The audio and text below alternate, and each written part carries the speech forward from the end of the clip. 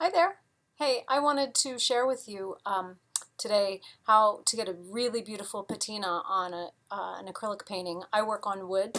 This is a birch wood panel. And when my painting's complete, I apply an isolation coat by Golden. It's usually a polymer, gloss polymer varnish, or a soft gel, just to sort of isolation coat means that it's protecting the painting from whatever you put on top of it. And what I'm putting next on top is called self-leveling gel, clear gel. And this is a really viscous, thick, clear gel that goes on top. It takes about 24 hours to really dry well. Um, and it's going to hide any tool marks or scratches, that sort of thing, and it's going to give a sort of reflective quality with a light going through it. It has some UV resistance. It is waterproof and actually flexible if you needed it to be, so it would work on a flexible surface. It's a little tricky though, the application, and takes a lot of product. So I buy it in larger containers, and I have some right here.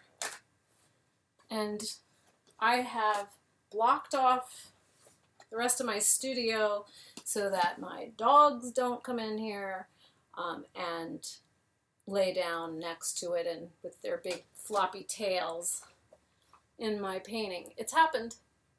So you can see how thick it's like maple syrup.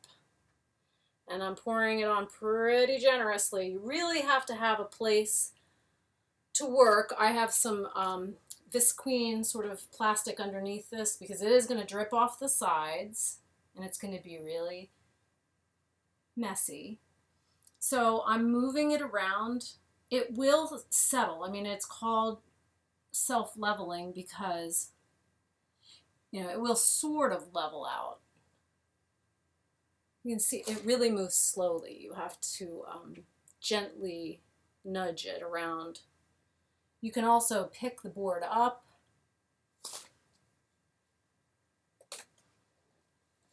Let it run. Now it looks milky, white. You would think, oh my God, I'm covering my painting, but it's going to dry completely clear. And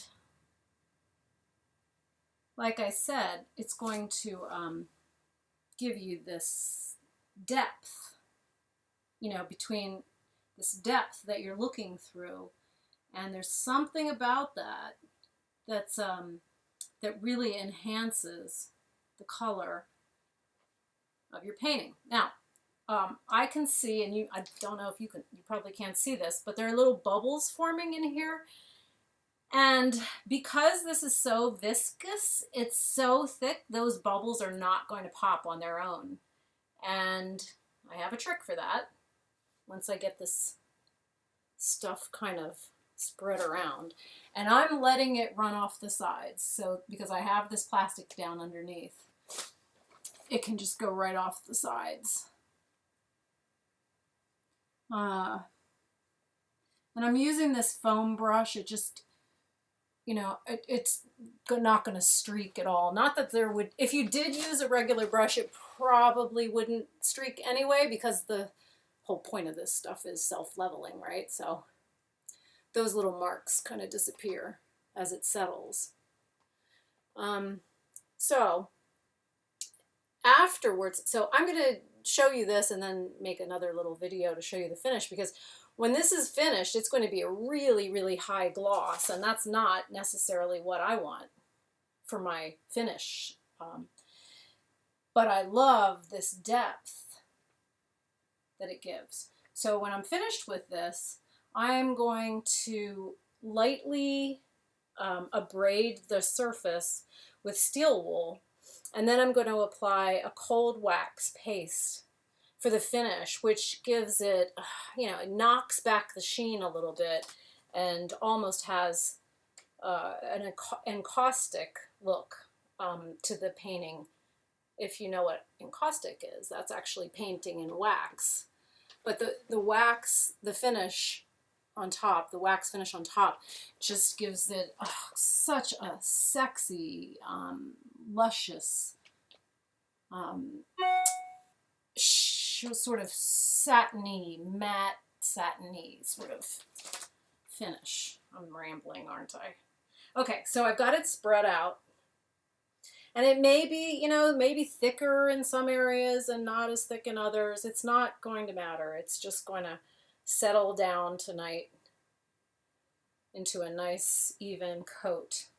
And whatever's dripping over the edges, I will wipe off before I walk away, so that it's everything's sitting on the top. So after this, I still see these bubbles. So what I've done is I've got some plain rubbing alcohol, and I keep it in a little spray bottle. And what this does is wherever I see these little bubbles, I spray this, and okay, so I'm not a scientist. I'm not sure exactly what's happening, but it changes the viscosity and allows the air. It thins the little skin over the bubble. It thins it till it pops.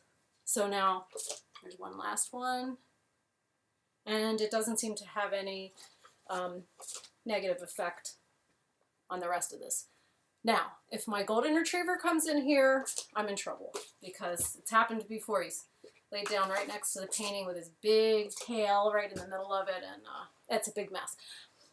But I'm not going to let that happen. And there you go. It's sort of, like I said, it's sort of white and milky, but when I come back, you'll see that it's nice and clear and glossy. Okay?